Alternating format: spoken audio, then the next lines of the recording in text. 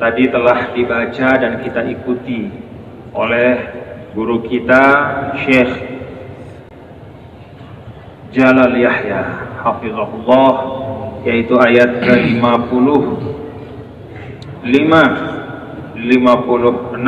dari suratul Baqarah. Para hadirin, ayat ini masih ini panjang memang pembahasannya, panjang sekali pembahasan tentang keadaan Nabi Musa dan kaumnya. Karena memang pada perjalanan Nabi Musa alaihissalam, Nabi Harun dan kaumnya itu banyak sekali pelajaran yang dapat kita ambil sebagai umat Nabi besar Muhammad sallallahu alaihi wasallam. Kita tahu bahwa Al-Quran sebagaimana yang ada di dalam ayat yang kita ingat dan kita dengar pada bulan Ramadan ini. Karena ayat itu rangkaiannya adalah satu dengan perintah puasa. Syahrul Ramadan alladzi unzila fihi al-Qur'an hudan linnas wa bayyinatin minal huda wal furqan. Jadi Al-Quran itu Allah Subhanahu wa ta'ala turunkan adalah menjadi petunjuk. Menjadi petunjuk atas apa yang akan terjadi. Menjadi petunjuk menyikapi keadaan dalam kehidupan kita. Maka keseluruhan apa yang terdapat di dalam Al-Quran itu penuh dengan hikmah dan pelajaran untuk kita semua. Dan bapak-bapak, ibu, hadirin hadirat sekalian, walaupun tidak ada surah namanya surah Musa, tapi nabi yang paling banyak dibahas perjalanan dakwahnya, perjalanan hidupnya, bahkan kisahnya ketika dia masih kecil, romantika ketika beliau lahir lalu terpaksa dihanyutkan di sungai Nil untuk menghindari bala atau ancaman dari perangkat Fir'aun yang pada waktu itu ada. Itu adalah Nabi Musa alaihissalam. Tidak ada surah Musa, tapi kisah tentang Musa itu mabthusatun fi suwaril Quran. Jadi Allah taruh di banyak sekali surah-surah yang ada di dalam Al-Quran. Salah satu di antaranya adalah dalam suratul Baqarah. Ini yang sekarang kita bahas. Kenapa? Karena memang kisah Nabi Musa alaihissalam dengan Bani Israel ini penuh dengan pelajaran tentang kehidupan. Pelajaran tauhidnya ada, pelajaran syariatnya juga ada, pelajaran akhlaknya juga ada, pelajaran membangun bangsa juga ada, pelajaran membangun masyarakat juga ada, pelajaran kesabaran juga ada, pelajaran kesyukuran juga ada, lengkap. Nah, kita masih berada di tengah-tengah pembahasan, masih dalam rangkaian wadhkuru ni'matiyallati an'amtu alaikum. Jadi ini konteksnya masih menyebutkan tentang rangkaian nikmat Allah kepada Bani Israel yang Allah ingatkan melalui lidah Nabi Musa alaihissalam. Sebelumnya sudah kita baca, bapak-bapak dan ibu-ibu, saudara sekalian para jamaah, bagaimana Bani Israel diselamatkan, bagaimana Bani Israel setelah dosa-dosa yang berlipat-lipat tapi tetap diberikan ampunan. Nah, di sini ada satu fragmen atau ulasan tentang salah satu karunia Allah juga kepada Bani Israel.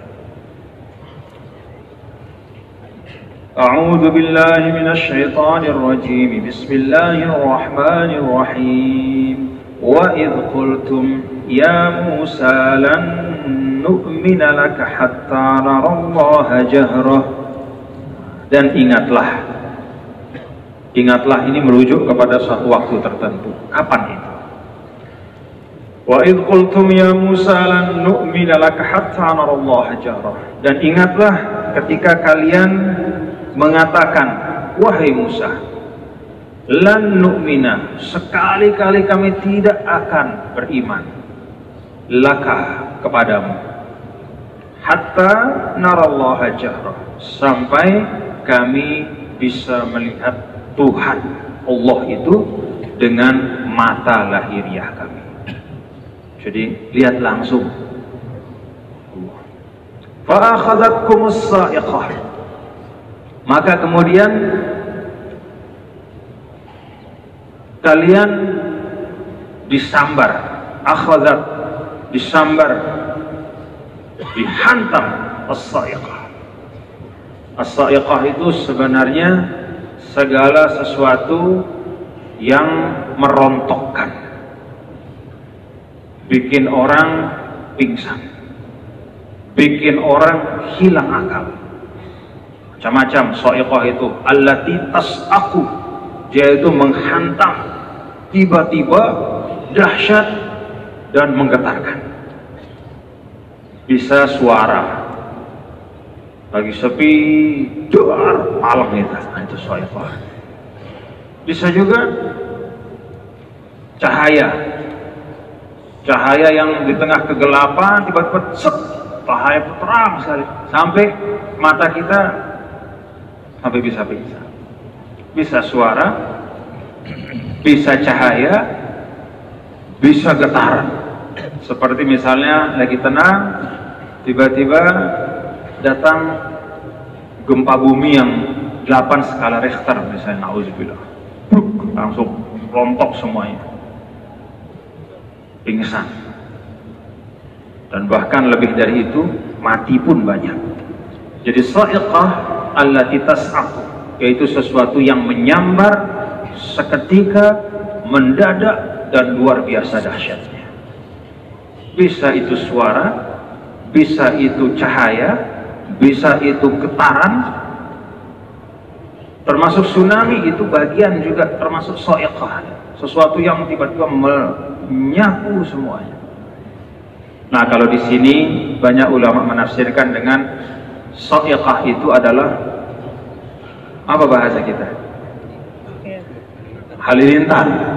Halilintar. Dia teker bahasa saya. Tiba-tiba.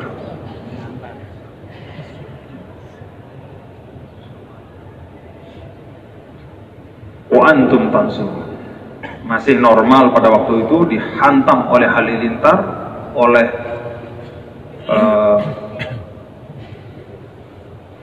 petir, ya, petir halilintar yang dahsyat, dan tiba-tiba mati semuanya. Kapan ini terjadi? Wa iz itu menunjuk kepada masa lalu. Jadi orang Bani Israel pada waktu zaman Nabi kita, Nabi besar Muhammad sallallahu alaihi wasallam, itu diingatkan pada apa yang menimpa nenek moyang mereka bersama Nabi Musa.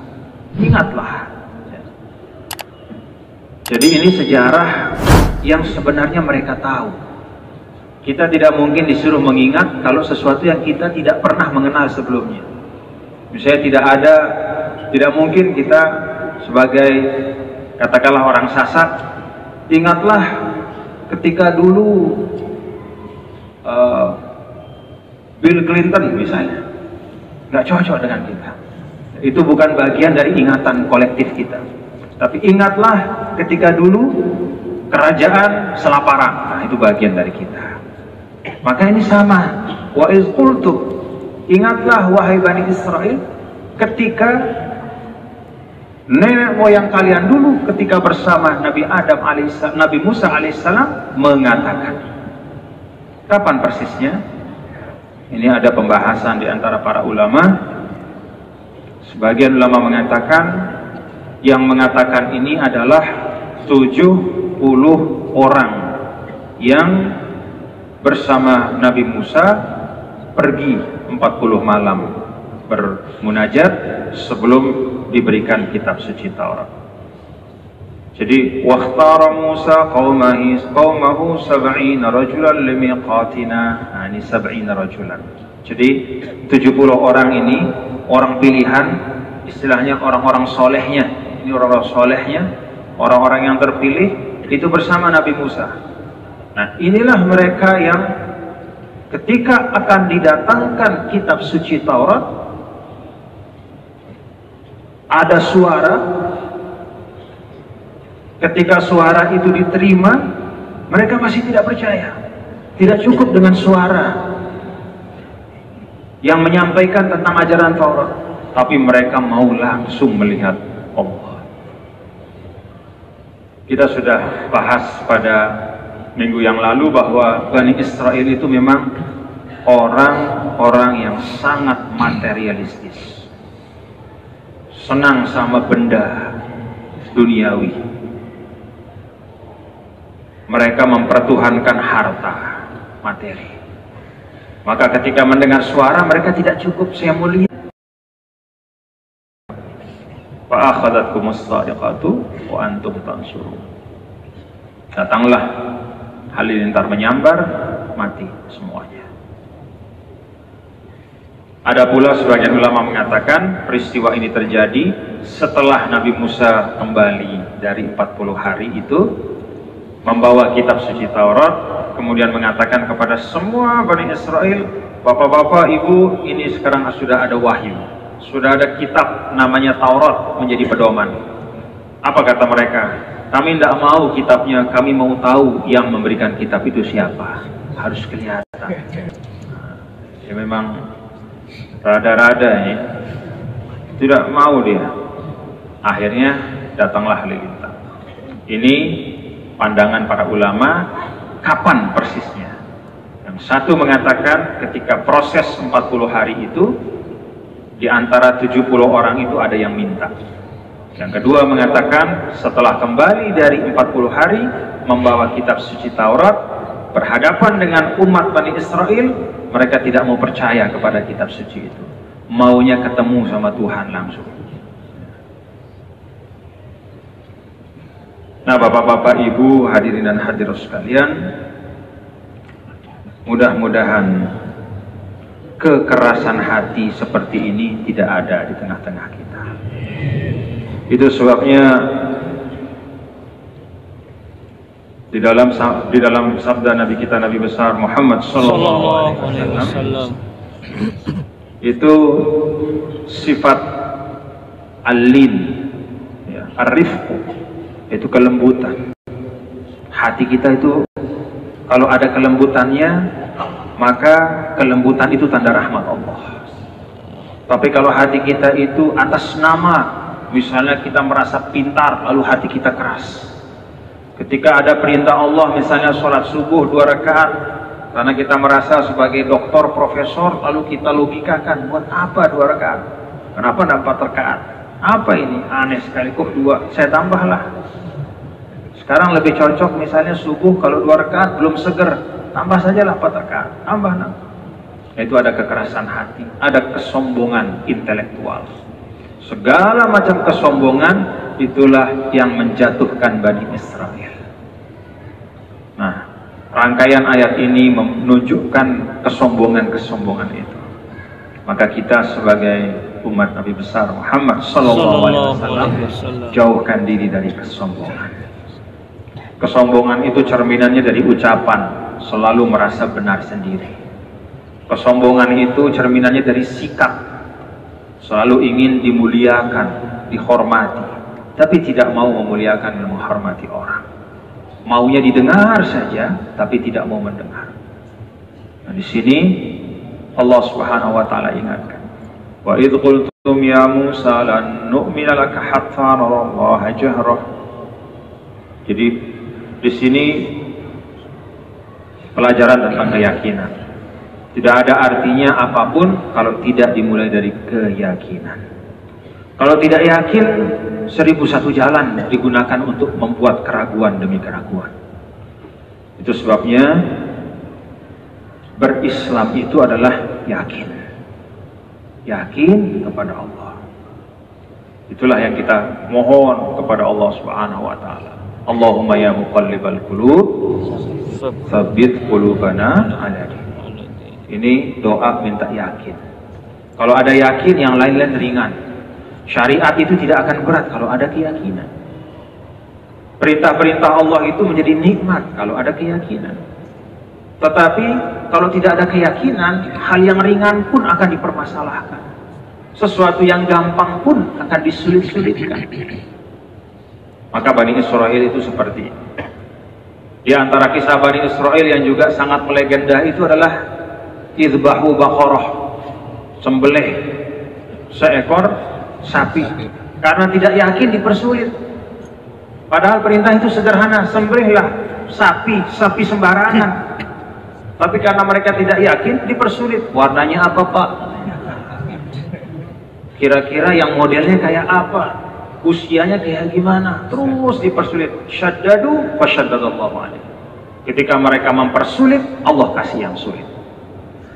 Maka kalau ada perintah Allah, terimalah dengan kesukacitaan. Itulah yang terbaik. Dan laksanakan dengan penuh keyakinan. Jadi yang pertama di sini ada pelajaran tentang keyakinan ya. Kalau kita yakin, semuanya akan terasa. Yang kedua, di sini juga ada pelajaran tentang akhlak. Bapak-bapak perhatikan nggak, bagaimana Bani Israel itu bicara dengan Nabi mereka? Tidak ada Bani Israel itu bicara, ya ayuhar Rasul, ya ayuhan Nabi, tidak ada. Ya Musa. Ini adab. Di dalam Al-Quran tidak pernah Allah Subhanahu wa Ta'ala memanggil baginda Nabi kita, Nabi besar Muhammad Sallallahu Alaihi Wasallam dengan ya Muhammad, tapi ya ayuhan Nabi, ya ayuhan Rasul. Dan diberikan tuntunannya di dalam Al-Quran, la taj'alu du'a ar-rasuli bainakum ka du'a'i ba'dikum ba'dha. Janganlah kalian jadikan panggilan kepada Rasul itu seperti memanggil antara kalian. Muhammad, seperti manggil, Dolah, Majdi. Rasul itu punya kemuliaannya. Dan di sini juga gambaran dari Allah ketika menceritakan tentang level adabnya Bani Israel kepada nabinya. Ini peringatan bagi kita agar umat Islam tidak boleh level adabnya itu turun seperti halnya mereka. Level adabnya kita itu kepada Rasul Sallallahu Alaihi Wasallam dan kepada kita sesama manusia, pada orang-orang yang kita harus muliakan, orang tua kita, guru kita, harus dengan ta'zim. Itulah sebabnya kenapa para ulama, bapak-bapak di sebagian mazhab, termasuk diantaranya di mazhab Syafi'i, sebagian ulama itu tetap ketika tahiyat akhir itu menggunakan kata Sayyidina. Allahumma sholli ala sayyidina Muhammad wa ala ali sayyidina Muhammad kama shallaita ala sayyidina Ibrahim wa ala ali sayyidina Ibrahim wa barik ala sayyidina Muhammad wa ala ali sayyidina Muhammad kama barakta ala sayyidina Ibrahim wa ala ali sayyidina Ibrahim. Walaupun tuntunannya Nabi tidak ada kata sayyidina. Qul Allahumma sholli ala Muhammad wa ala ali Muhammad. Tapi sebagian ulama tetap istiqomah mereka menggunakan kata sayyidina termasuk di dalam sholat. Kenapa? Karena mengambil dari keseluruhan semangat Al-Quran memuliakan Nabi kita, Nabi besar Muhammad Sallallahu Alaihi Wasallam. Saya pribadi juga memilih pandangan ini. Jadi saya selalu menggunakan Allahumma sholli ala Sayyidina Muhammad wa ala ali Sayyidina. Nah dari sini kemudian para ulama mengeluarkan satu kaidah, at-tauqir wa ta'zim aula min al-ittiba. Dalam keadaan tertentu menghormat itu bahkan didahulukan dari mengikuti. Karena ada ta'zim. Dulu ketika apa dasarnya? Nah, salah satunya ini. Ini bagaimana para sahabat memuliakan Nabi kita, Nabi besar Muhammad SAW. Sehingga bahkan secara lahiriah seakan-akan tidak mengikuti Nabi, seakan-akan. Jadi di dalam riwayat diceritakan ketika Nabi kita, Nabi besar Muhammad Sallallahu Alaihi Wasallam sakit, yang kemudian beliau wafat, beliau menugaskan Sayyidina Abu Bakar menjadi imam. Lalu ketika Sayyidina Abu Bakar sedang menjadi imam, Nabi kita, Nabi besar Muhammad Sallallahu Alaihi Wasallam keluar, fa'auma'a. Lalu Rasul mengisyaratkan kepada Abu Bakar tetap jadi imam. Apa yang Abu Bakar lakukan? Beliau tetap mundur. dan mempersilahkan dengan bahasa tubuh beliau dengan mundur, mempersilahkan Rasul yang menjadi imam. Nah, dari peristiwa ini kata para ulama, bukan berarti Sayyidina Abu Bakar itu tidak mengikuti perintah Rasul, bukan berarti Sayyidina Abu Bakar itu piwal atau tidak taat, tetapi tauqir dan takzim itu didahulukan daripada perintah Rasul itu.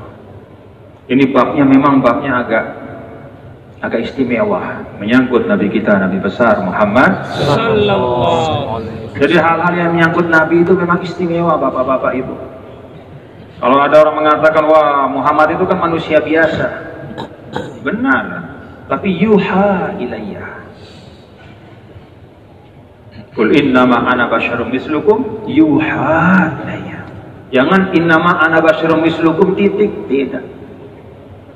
Ada orang yang sulit sekali menambah atau memuji Rasulullah SAW dengan pujian-pujian yang indah, mengucapkan kata Sayyidina itu sulit sekali, berat sekali. Salah satu alasannya, kalau kita mengucapkan Sayyidina itu seakan-akan mengkultuskan, padahal dalam Al-Quran itu Rasulullah SAW sendiri diperintahkan untuk mengatakan Qul innama yuha ilai, Qul innama ana basyarum mislukum. Katakanlah bahwa saya ini adalah seorang manusia seperti kalian. Berarti jangan kita kultuskan. Dia lupa ada lanjutannya ayat ini. Yuha ilayya. Beliau itu memang seorang manusia seperti kita, tapi dia diberikan wahyu. Sama nggak dengan kita? Jadi kalau bab-bab menghormati dan memuliakan, bab-bab tentang etika, adab, itu luar biasa para ulama. Dan memang ini diambil dari keseluruhan tuntunan Al-Quran, di mana Allah pun tidak pernah memanggil Rasulnya dengan sebutan nama saja. Kalaupun nama itu disebut bukan dalam konteks memanggil, tetapi menyebutkan tentang jati diri. Muhammadur Rasulullah walladzina ma'ahu asyidda'u 'alal kuffar wa ma Muhammadun illa rasul. Jadi tentang jati diri, bukan memanggil. Tapi kalau memanggil selalu ya ayyuhar rasul, ya ayyuhan nabi.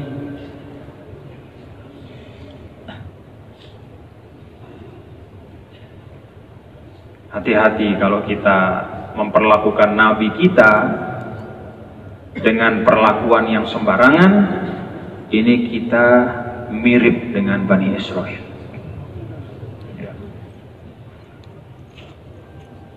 Katanya nggak suka. Ini orang-orang Zionis itu jahat-jahat misalnya. Mereka itu, kaum Nabi Musa itu maksiatnya luar biasa. Sering kita jadikan contoh bagaimana umat yang tidak putus-putus kufur nikmat, tapi ada akhlaknya kita ikuti. Nah, itu bahaya. Apa akhlak mereka? Salah satunya seperti ini. Wa iz qultum ya Musa, Musa, Musa. Jamak-jamak doang.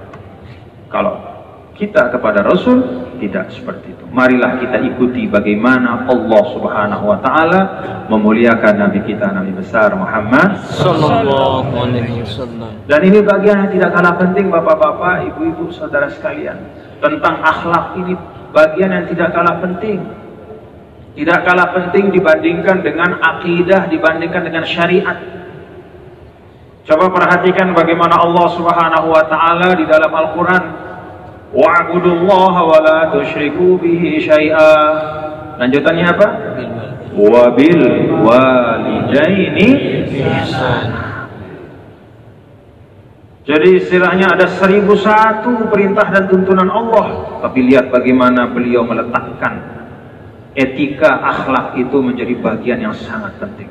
Wa'budullaha wa la tusyriku bihi syai'a. Sembahlah Allah dan jangan sekutukan, dan berbuat ihsanlah kepada kedua orang tua kalian. Jadi setelah perintah tauhid, yang kedua itu adalah perintah untuk beradab yang baik dengan orang tua. Makanya Nabi kita Nabi sallallahu alaihi wasallam menyampaikan huma jannatuka wa naruka. Kedua orang tuamu itu adalah syurgamu dan nerakamu. Kita berbakti yaitu salah satu pintu syurga. Kita durhaka membuka pintu neraka. Nah, jadi bagian dari ayat ini selain pelajaran tentang keyakinan kepada Allah Subhanahu wa taala adalah juga tentang adab. Bahwa kita tidak boleh meniru adab mereka. Adab mereka kepada nabi mereka kurang ajar. Adab mereka kepada orang-orang yang dituakan kurang ajar. Kita sebagai umat Nabi besar Muhammad SAW harus beradab dengan setinggi-tinggi adab kepada Nabi kita yang mulia Muhammad SAW. Harus beradab dengan setinggi-tinggi adab kepada orang tua kita dan orang-orang yang punya jasa, orang-orang yang kita hormati. Lan nu'mina laka hatta narallaha jahrah. Jahrah ini sebenarnya lil masmu'at ya. Jahrah itu artinya keras ya. Terang. Jadi misalnya jahar, kalau baca sholat jahar ya. Imam membaca dengan jahar, artinya dengan terang. Kapan itu? Maghrib, isya, subuh.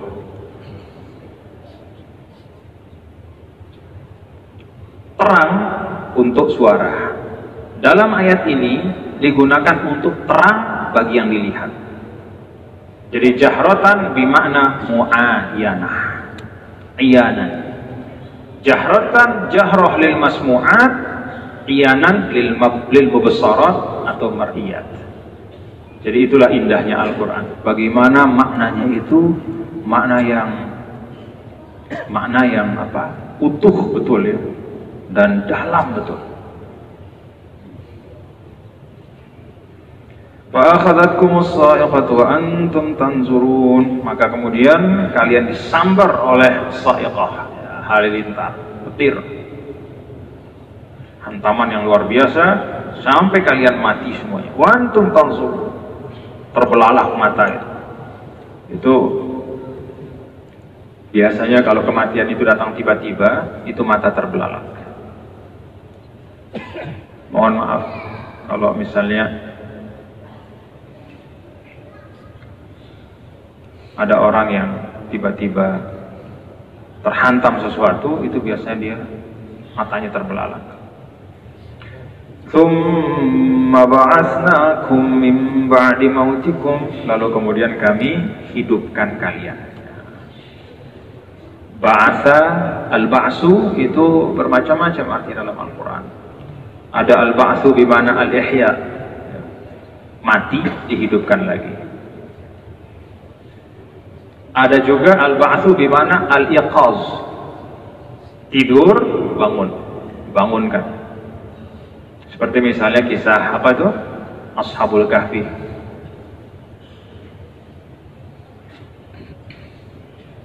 فضربنا على آذانهم في الكهف سنين عددا ثم بعثنا أي ثم أيقظنا, bukan summa ahyaina artinya, bukan kemudian kami hidupkan, tidak, tapi kami bangunkan. Biasanya bangun dengan menggunakan kata ba'asa ini adalah kalau tidurnya itu nyenyak sekali ya, marah dengan mati.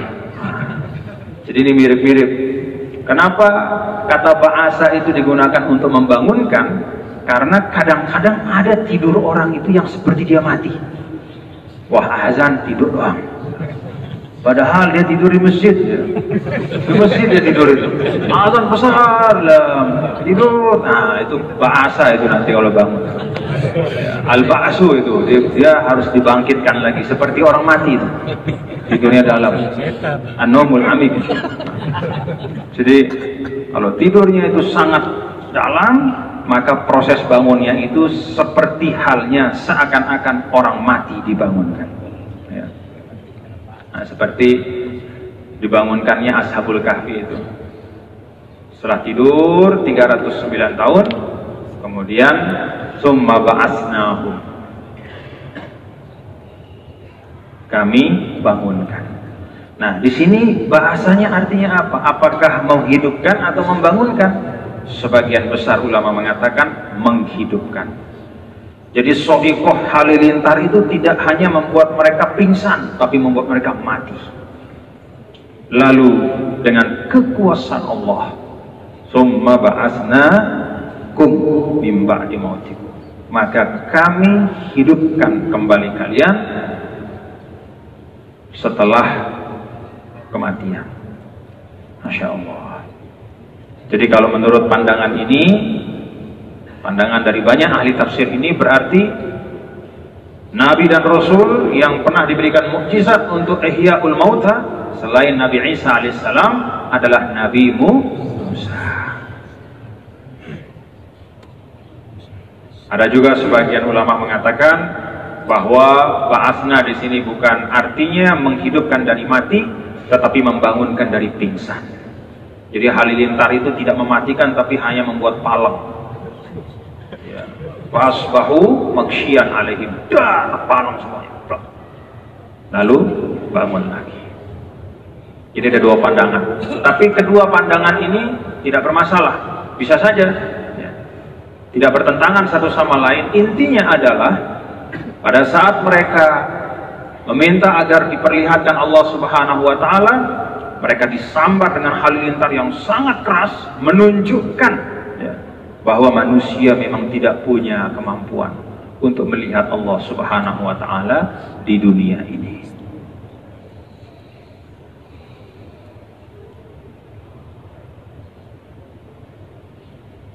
Semoga Allah kasih karunia melihat Allah Subhanahu wa Ta'ala kelak di akhirat, ya Rabb. Warzuqna an-nazar ila wajhil karim, ya Rabb. Tsumma ba'atsnakum min ba'di mautikum la'allakum tashkurun, agar kalian pandai bersyukur. Bapak-bapak, di akhir ayat ini juga pengingat bagi kita. Kalau dilihat rangkaian tentang Bani Israel itu banyak sekali la'allakum tashkurunnya. Ada ayat sebelumnya, ayat 52, tsumma 'afawna 'ankum min ba'di dzalika la'allakum tashkurun. Ayat ini sekarang ada selisih, cuman ada 3 ayat perantaranya. Lalu ayat 56 juga, tsumma ba'atsnakum min ba'di mautikum la'allakum. Jadi pelajaran syukur itu ternyata inti dari pendidikan Allah kepada kita. Jadi sebenarnya kita hidup ini, derajat seseorang bergantung atau berbeda satu sama lain, saya dengan bapak-bapak, tergantung dari derajat kesyukuran kita. Kalau kita pandai bersyukur, maka pasti kita akan mengapresiasi semua nikmat Allah dengan sebaik-baiknya. Tidak akan kita menyia-nyiakan kesehatan, tidak akan kita menyia-nyiakan harta, tidak akan kita menyia-nyiakan ilmu, tidak akan kita menyia-nyiakan apapun yang Allah berikan kepada kita. Semuanya akan kita pakai untuk kebaikan kalau pandai bersyukur.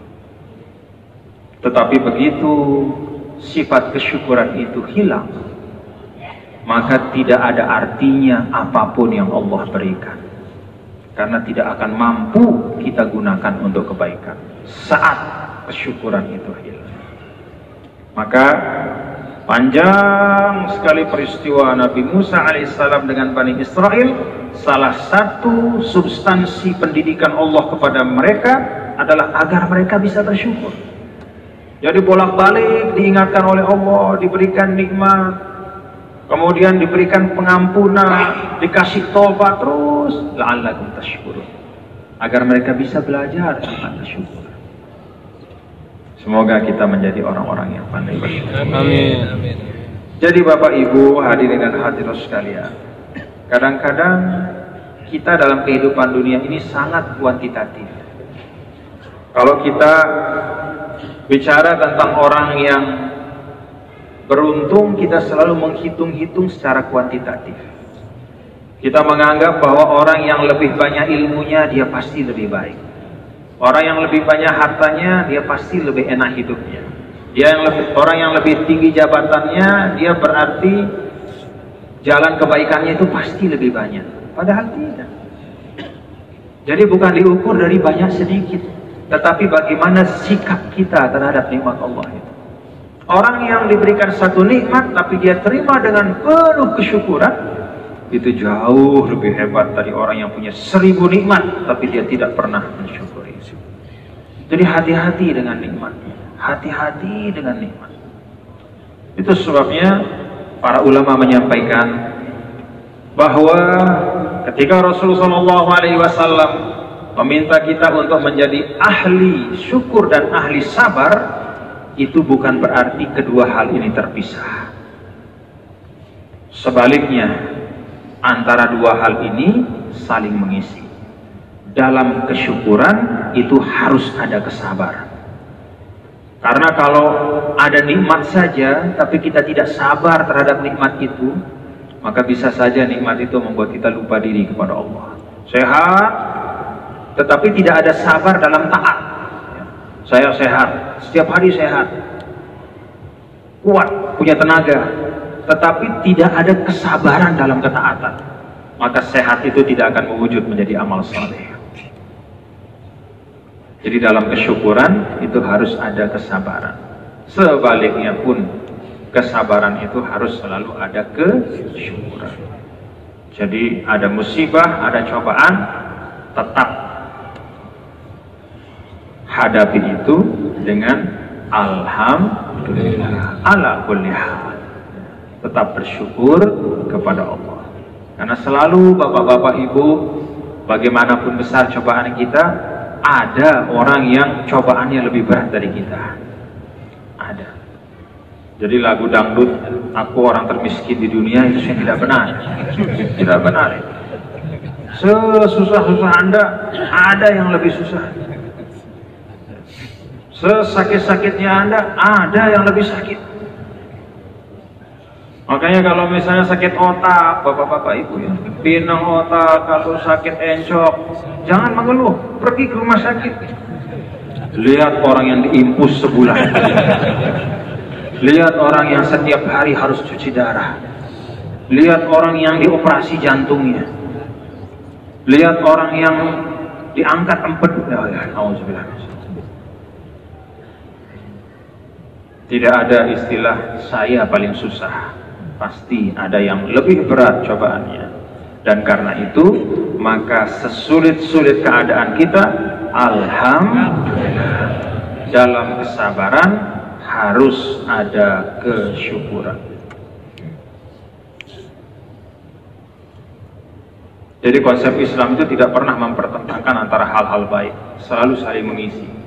Sama seperti fa inna ma'al usri yusra. Inna ma'al usri yusra. Salah kalau orang mengatakan tafsirannya setelah kesulitan ada kemudahan. Ayat ini tidak bicara setelah, ayat ini bicara bersama. Inna ma'al usri, bersama kesulitan itu ada kemudahan. Kalau bersama itu kan ada di dalamnya berarti. Artinya setiap kesulitan itu di dalamnya sudah ada solusinya. Tinggal kita ketemu atau tidak. Sehingga posisi kita bukan begitu ada kesulitan kita tunggu. Ah, ini sulit nih, tunggu kapan datangnya. Kan setelah kesulitan ada kemudahan. Tidak. Ayat ini fa inna ma'al usri. Ketika ada kesulitan, bergerak cari solusinya. Ini ada masalah, bagaimana menyelesaikan. Itulah kehidupan. Jadi konsep-konsep yang baik dalam Islam itu tidak dipertentangkan, tetapi satu sama lain itu saling mengisi. Wallahu a'lam.